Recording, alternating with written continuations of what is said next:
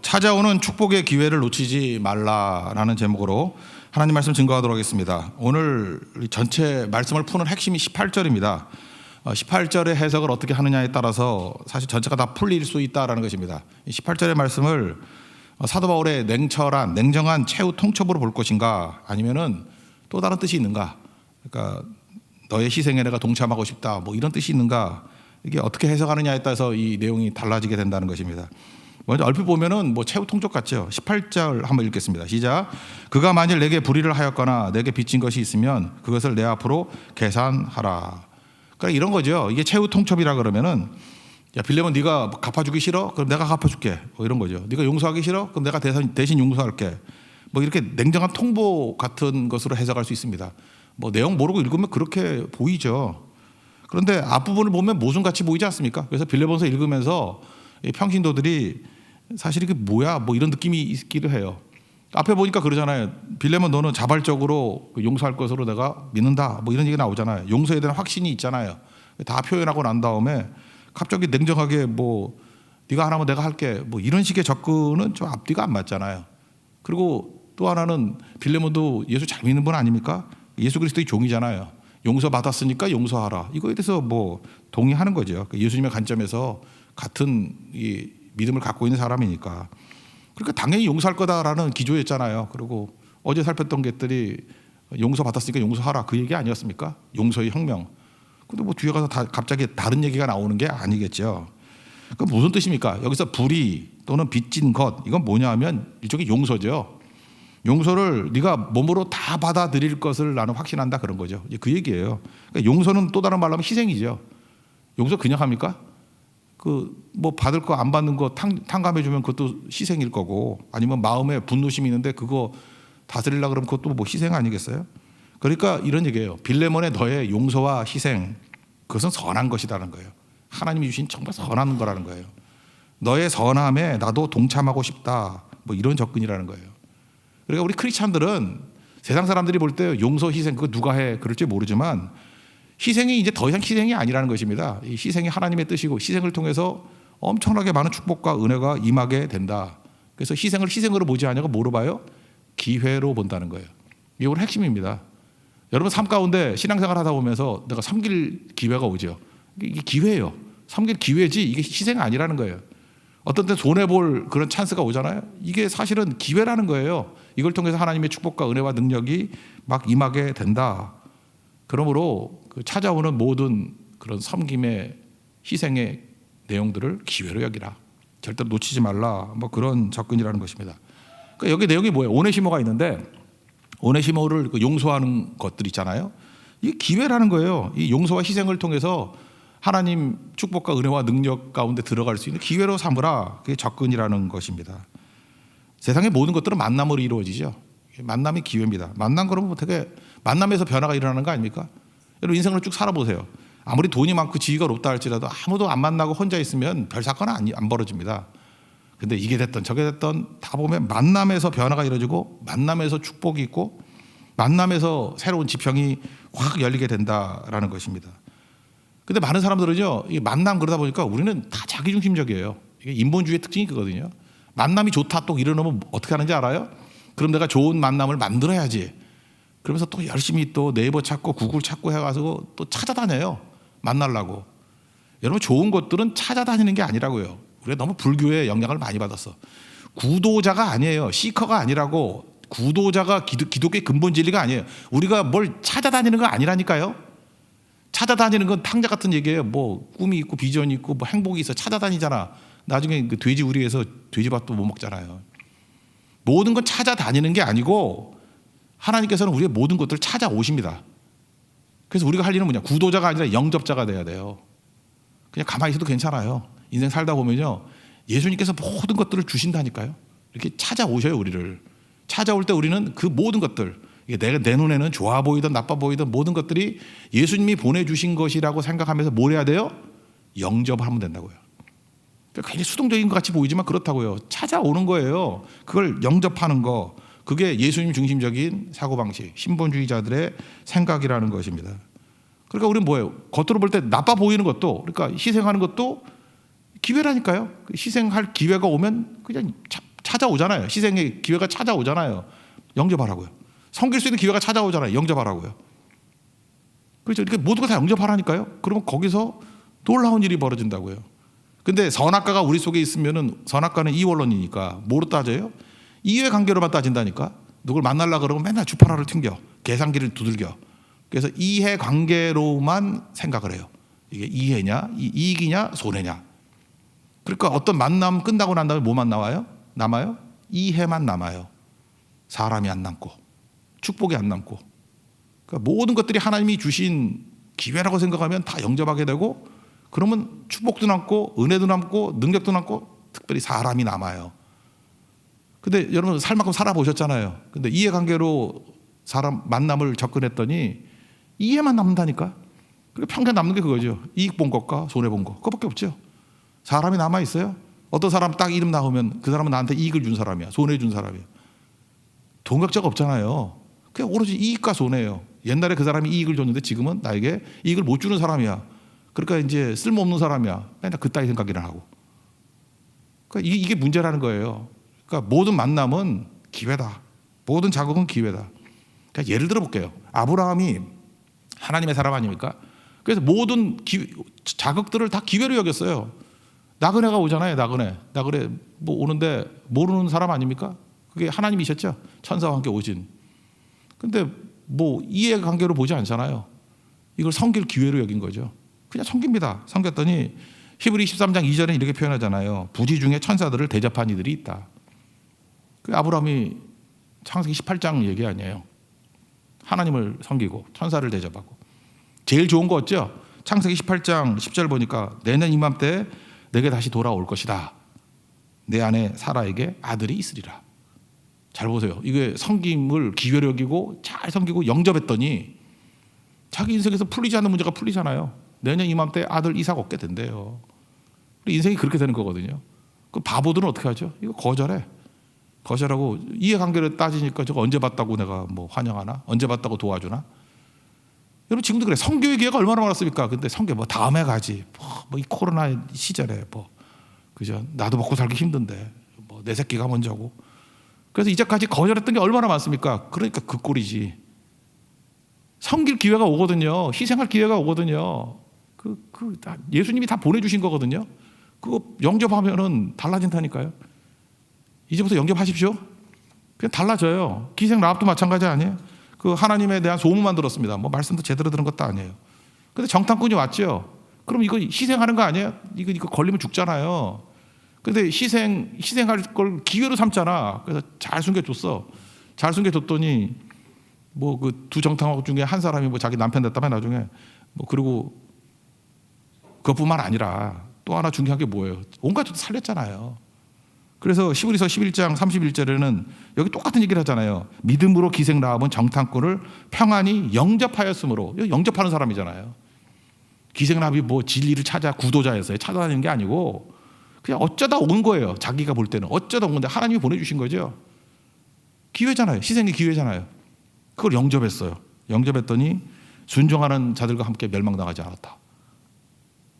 뭐 기생 라합만 그렇습니까? 우리도 마찬가지지. 여러 가지 오는 것들.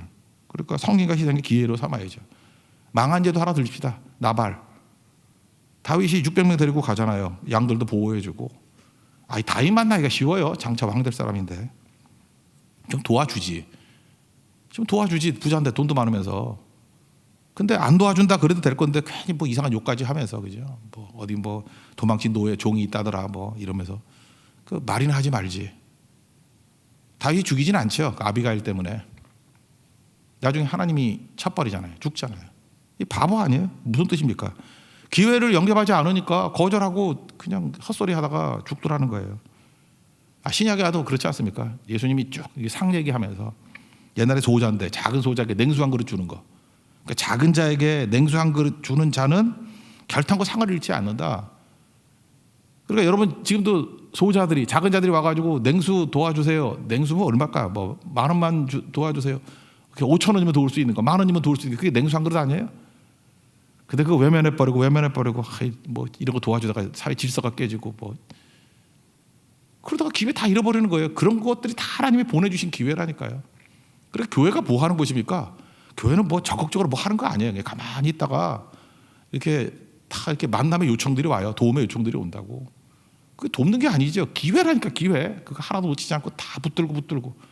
어제 그저께도 우리 제주에 가서 열세교회 돌았던 분들 있지 않습니까? 그거 기회 아니었어요? 기회 안 놓치고 붙들고 가니까 벌써부터 간증들이 많던데, 이야기들이 많던데, 영이 다시 살아났다 그러고, 하나님께서 그걸 통해서 또 어떤 만남과 어떤 길과 축복을 주실지 어떻게 알아요? 그 모든 것들을 다 주신다라는 것입니다. 그리고 그 다음 19절도 해석이 되는 거예요. 그러면 사도 바울이 이렇게 얘기하는 거죠. 너도 내게 빚진 게 있었다. 그죠? 아마 빌레몬을 위해서 사도 바울도 희생한 게 있었을 것 같아요. 있겠죠. 근데 내가 빌레몬 너를 위해서 희생한 게 아니고 그게 나에게 기회였다. 그래서 뭐 더 설명 안 할게, 그런 얘기죠. 너를 섬긴 것이 내게 축복이었다. 진짜 축복이죠. 빌레몬과 어떻게 만나는지 모르지만 빌레몬 잘 섬겼던 것 같아요. 빌레몬을 위해서 희생했던 것 같아요, 바울이. 그랬더니 이게 동역자도 되고, 또 빌레몬이 부자니까 자기 집에서 교회 하겠다 그래서 교회도 되잖아요. 그죠? 이것 때문에 또 빌레몬 때문에 뭐 어쩌다가 뭐 하여튼 오래 심어도 자기 동역자가 되고, 내가 빌레몬 너를 위해서 희생하고 너를 위해서 섬겼던 것들이 나에게는 엄청난 축복의 통로가 되고 기회가 되었다, 그 얘기를 하는 거라고요. 이해가 되나? 19절 한번 읽겠습니다. 시작. 나 바울이 친필로 쓰노니 내가 갚으려니와 내가 이외에 내 자신이 내게 빚진 것은 내가 말하지 아니하노라. 빚진 거 말하지 않는다는 게 뭐냐면 너의 빚진 것들, 그러니까 내가 너를 도와준 것들이 내게 얼마나 많은 축복과 은혜를 줬는지 짧은 편지에서 뭐 설명해서 뭐하니? 너는 나의 복이었어. 내가 너를 섬긴 게 복이었어. 뭐 이런 거죠. 그래요. 여러분들 그 뭐든지 이해관계로 따지면은 이익이냐 손해냐. 그래서 이익은 받아들이고 손해는 뭐 져버리고. 그럼 여러분 메마른 인생을 삽니다. 건조한 인생을 산다는 거예요. 개그우먼 안영미라고 있죠. 요즘에 주연영 기자 그래서 뭐 같이 그 대화 앵커하는 여자. 안영미를 모르진 않겠지. 결혼했습니다. 근데 결혼한 지 아무도 몰라. 왠지 관심을 안 가져 사람들이. 손예진 정도가 결혼해야 관심 갖지. 안영미는 결혼했는지 안 했는지. 결혼했어요. 근데 어떻게 결혼했는지 알아요? 라디오 이렇게 프로 했는데 청취자가 연락을 했대. 문자 메시지로. 안영미 씨 저랑 소개팅 할래요? 되게 무시해버리잖아요. 그 연예인이 뭐 일반인들 뭐 안 만나려고 그러잖아. 근데 안영미는 참 귀한 것 같아요. 이걸 무시하지 않고 만나다가 그 남자하고 결혼했어요. 잘 보세요. 이렇게 영접하는 자에게 은혜가 임하잖아요. 여러분들 맨날 봐가지고 얼굴 좀 보여주세요. 뭐 어느 학교 나왔어요? 돈 얼마나 있나요? 뭐 이런 거 왜 또 따지고. 그 이후에 그 사람 말고 그 사람 형이 멋있는 사람이 있지 누가 알아? 그 모를 일이잖아요. 그러니까 다 영접을 해야 돼. 영접을. 그 영접하다 보면 이렇게 길이 열리게 되는 거죠. 제가 우리 교회도 한번 곰곰이 생각해봤어요. 이렇게 선교를 하는데 선교가 뭐였나 그랬더니 뭐 계획해서 뭐 이렇게 구도자 같이 찾아다닌 거 아니었던 것 같아요. 첫 번째가 이제 고성 생각이 나요. 고성의 소가약교회 장용서 목사님 연락이 왔어요. 연락이 오고 뭐 하여튼 뭐 내용은 뭐 설명 다 잘할게. 뭐 작은 거 뭐 도울 수 있는 길이 있었다고요. 그 돕다 보니까 우리가 복이 돼버린 거죠. 고성선교의 길이 확 열려버리고 거기 연락이 돼가지고 그게 또 본부교회가 돼가지고 여기저기 연결이 되고 또 고성제일교회 연결이 되고 뭐 다 그렇게 된 거 아니에요? 그거 찾아서 된 거 아니에요. 섬기다가 된 일이에요. 제주도 마찬가지 아니에요? 제주도에도 제주 일회교회, 일회순복음교회에 거기 또 사모님이었어요. 강진영 사모님. 저한테 연락이 왔더라고요. 목사님 설교 뭐 다 듣고 강진영 사모님이요. 제 설교 이렇게 다 받아 적고 하는 분이에요. 뭐 노트 이렇게 갖다 놓고 막 자랑하는데 저도 다 잊어버린 설교를 다 적어놓고 이러고 막 얘기하고 그래 그 남편 목사님 설교를 듣는 게 나을 것 같은데 왜 그건 똑같아요. 우리 사모도 제 설교 안 들어요. 맨날 그 조영기 목사님 설교만 들어놓고 제가 다 외우겠어. 하도 틀어가지고 하여튼 그러거든요. 그러니까 그럴 수 있죠. 그래서 뭐 어쩌다가 이제 도움이 돼가지고 도와서 그러다 보니까 그 일회교회를 중심으로 해가지고 제주 선교 시작이 됐잖아요. 그죠? 그래서 또 많은 교회들 섬기게 되고 또 그게 복이었어요. 복. 그러니까 섬김이 복이었다고, 희생이 복이었다고요. 지금 이제 우리 교회 애들이 커서 조그만 애들이 하여튼 이제 커가지고 지금 우리 교회 나오잖아요. 은비자매, 이은비자매는 은비 지웅이 다 우리 교회 지금 다니거든요. 은비는 또 음악 전공했고 또 지웅이는 특수교육 전공했고 정말 하나님 앞에서 잘 섬기는 형제 자매들 와서 우리 교회도 복이 된 거죠. 이거 다 어떻게 된 거죠? 만약에 그걸 거절했다 그러면 그죠? 뭐 쓸데없는 소리, 귀찮아 죽겠는데 이러면은 좁아지고 맨날 옹기종기 이 상수동을 못 떠나는 인생이 될 건데 하나님께서 이렇게 찾아오시잖아요. 복을 만남을 찾아오잖아요. 그거 외면하지 않고 붙들고 하다 보니까 섬겨야 됩니다. 여러분 섬기면 커져요. 사도 바울이 그 얘기하고 있는 거예요. 이게 다 기회입니다. 희생의 기회, 섬김의 기회. 이걸 다 기회로 여기라. 그거 자꾸 거절하니까 이해관계만 남는다고. 이해만 남아. 이해만. 이제 뭐 살 날도 많이 남았으니까 이제 다르게 살아야겠죠. 하나님, 내게 찾아오는 모든 자극들을 하나님이 보내주신 것으로 여기고 영접하겠습니다. 찾아다니지 마십시오. 찾아오는 거 영접하는 게 크리스찬이라는 거예요. 이건 핵심입니다. 그래서 하나님께서 주셨던 모든 것들을 도구로 누릴 수 있는 우리 하나님의 신실한 종 되기를 바랍니다. 그 다음 두 가지 더 살필 건데 이건 사이드 메시지예요. 뭐 이렇게 중요한 건 아닌데, 어떤 사람을 바라볼 때 사도 바울의 멋짐이 이거예요. 그러니까 사도 바울이 참 멋지다는 거예요. 자기가 신선이 아니고 사람임을 선언해요.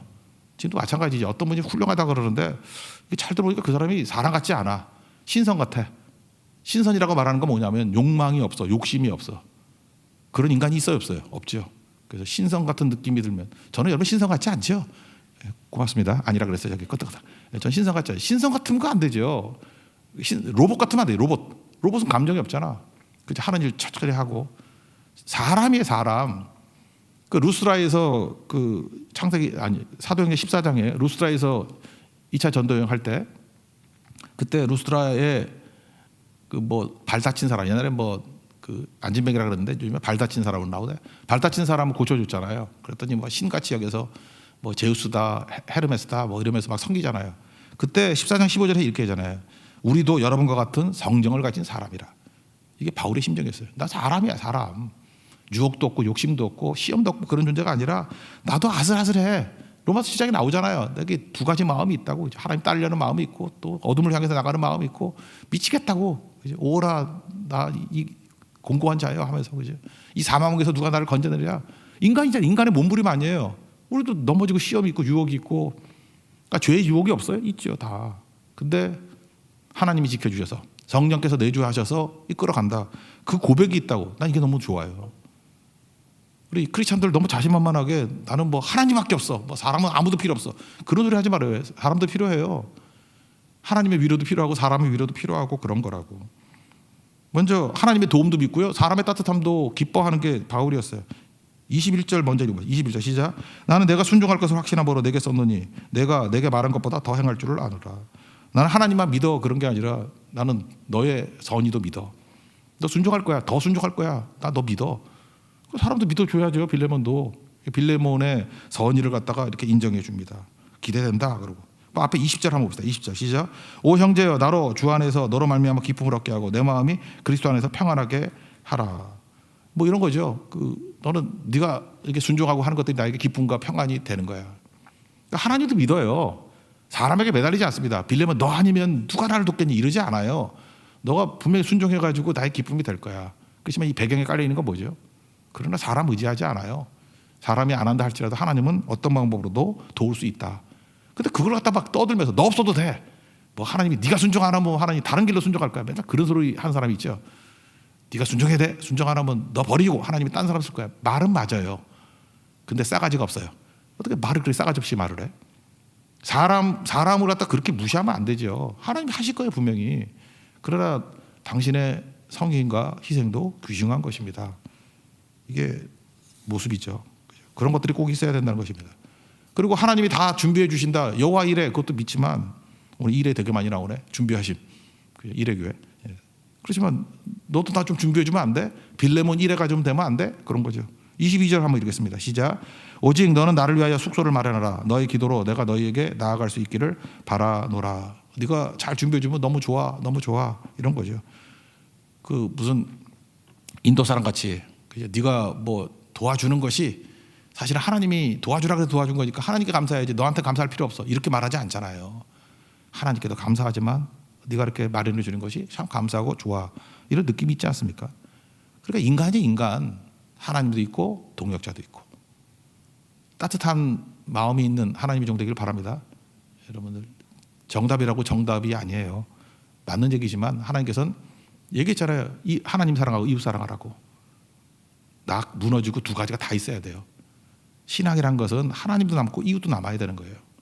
두 가지가 다 남잖아요. 빌레몬도 남고 하나님도 남고. 그래서 사도 바울이 참 멋져요. 또 하나의 사이드 메시지인데 과도하지 않아요. 이게 참 좋은 것 같아요. 과도하죠. 옳은 것도 과도하면은 안 좋거든요. 과유불급이라고. 그래서 설득할 때 너무 강한 설득력을 쓰지 않는 것 같아요. 사람들이 남습니다. 먼저 이거 보면은 공동 발신자라고 그랬죠. 바울과 디모데가 같이 편지 썼다 이런 얘기 나오잖아요. 그러니까 복선으로 오네시모도 디모데 같을 수 있어 이렇게 얘기했다 그러죠. 그러면서 이제 마지막 인사말로 끝낼 때 다시 사람을 언급합니다. 오늘 두 사람만 좀 살필게요. 에바브라 23절 읽겠습니다. 시작. 그리스도 예수 안에서 나와 함께 갇힌 자 에바브라와. 에바브라가 누구라 그랬죠?